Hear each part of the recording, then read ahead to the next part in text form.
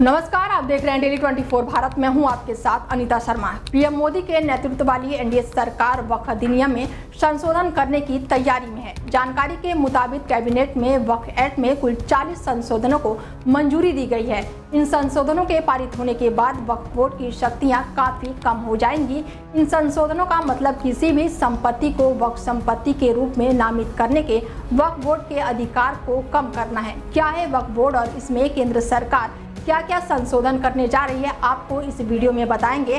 साथ साथ ये भी आपको बताएंगे कि इस बिल का विरोध कौन कौन कर रहा है, किसने क्या कहा। तो चलिए शुरुआत करते हैं। वक्फ एक अरबी शब्द है जिसका अर्थ होता है खुद के नाम पर अर्पित वस्तु, यानी ऐसी जमीन जो किसी व्यक्ति या संस्था के नाम पर नहीं है लेकिन मुस्लिम समाज से संबंधित है, वो वक्फ की जमीन होती है। इसमें मस्जिद, मदरसा, कब्रिस्तान, ईदगाह, मजार आदि भी जगह शामिल है। एक वक्त के बाद ऐसा देखा गया है कि ऐसी जमीनों को गलत तरीके से इस्तेमाल किया जा रहा है और यहाँ तक कि बेची भी जा रही है। इसके मद्देनजर वक्फ बोर्ड मुस्लिम समाज की जमीनों पर नियंत्रण रखने के लिए बनाया गया। दुनिया में वक्फ का इतिहास पैगंबर हजरत मोहम्मद साहब के ज़माने से शुरू हुआ।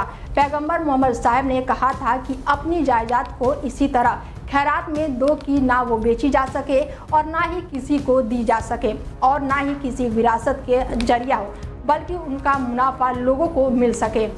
भारत में इस्लाम आने के साथ ही यहाँ के मुसलमानों ने अपनी संपत्ति वक्फ को देनी शुरू कर दी थी। लेकिन माना जा रहा है कि खासतौर पर सल्तनत काल में फिरोज शाह तुगलक के जमाने में लोगों के जरिए किए गए वक्फ की व्यवस्थाएं करने का काम किया गया था। शेरशाह सूरी के जमाने में वक्फ सिस्टम थोड़ा और बेहतर बनाया गया। इसके बाद बादशाह अकबर के ज़माने में वक्फ सिस्टम और बेहतर करने की कोशिश हुई थी।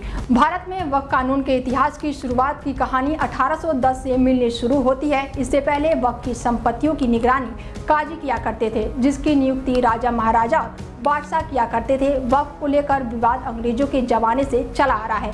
वक्फ की संपत्ति पर कब्जा का विवाद लंदन के प्रीवी काउंसिल तक पहुंचा था।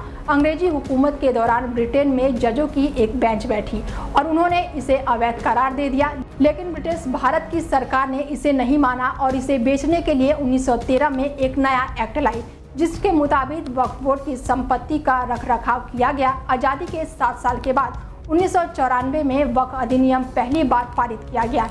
उस समय देश के प्रधानमंत्री जवाहरलाल नेहरू थे। उनकी सरकार वक्फ अधिनियम लेकर आई, लेकिन बाद में इसे निरस्त कर दिया गया। इसके लिए साल 1955 में फिर से नया वक्फ अधिनियम लाया गया। इसमें वक्फ बोर्ड की अधिकार दिया गया। बाद में 1964 में केंद्रीय वक्फ परिषद का गठन किया गया, जो अल्पसंख्यक मंत्रालय के अधीन था। इसका काम वक्फ बोर्ड में संबंधित कामकाज के बारे में केंद्र सरकार को सलाह देना होता था। इसके बाद वक्फ बोर्ड का संबंध विवादित तौर पर आया। वक्फ परिषद के गठन के करीब 30 साल बाद साल 1995 में पीवी नरसिम्हा राव की नेतृत्व वाली कांग्रेस सरकार ने वक्फ एक्ट में पहली बार बदलाव किया। उन्होंने वक्फ एक्ट की ताकतों को और भी बढ़ा दिया। उस संशोधन के बाद वक्फ बोर्ड के पास जमीन अधिग्रहण का असीमित अधिकार आ गया। साल 1913 में मनमोहन सिंह के नेतृत्व वाली यूपीए 2 सरकार में वक्फ एक्ट में फिर से संशोधन लाकर और ज़्यादा ताकत दिया था।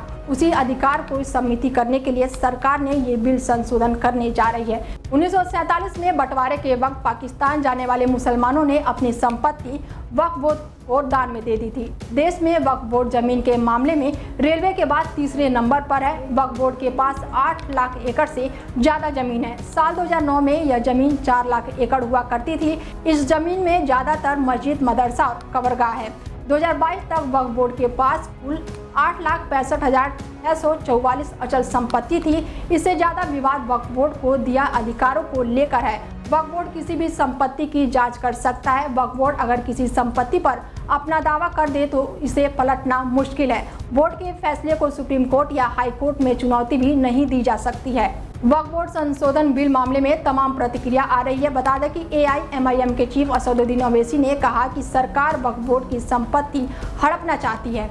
ऐसी तमाम देश दुनिया की बड़ी खबरों के लिए देखते रहिए डेली 24 भारत। नमस्कार।